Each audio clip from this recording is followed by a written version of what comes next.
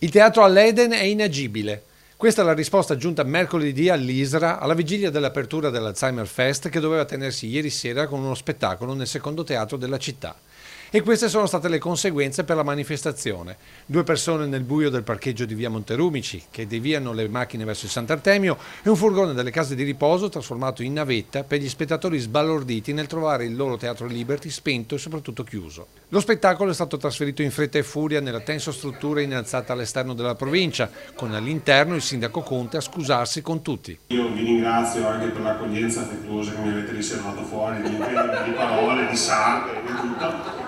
In realtà fate bene a dirmene e dovete continuare a dirmene perché mi hanno detto che il gradimento di un sindaco si pesa in base alle parole che prendi, credo che questa sera mi amate.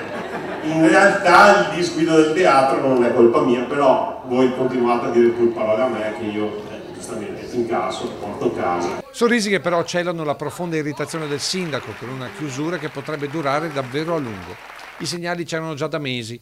Con la liquidazione della Teatri Spa, se il comunale è stato salvato con l'ingresso nel circuito regionale, restano fuori il teatro all'Eden e quello delle Voci. Quest'ultimo, gestito da privati, pare sia già in avanzata fase di cessione, mentre il futuro del secondo teatro della città sarebbe tutto da scrivere. Del resto Fondazione Casamarca ha ceduto tutto il personale tecnico, con il risultato che al momento ci sarebbero oggettive difficoltà nel metterlo in funzione. Poi c'è la lunga serie di enti, associazioni e privati che si sono messi in lista sin dall'inizio dell'anno per avere i loro eventi all'interno del calendario, contando di sopralluogo per definire tempi e spazi.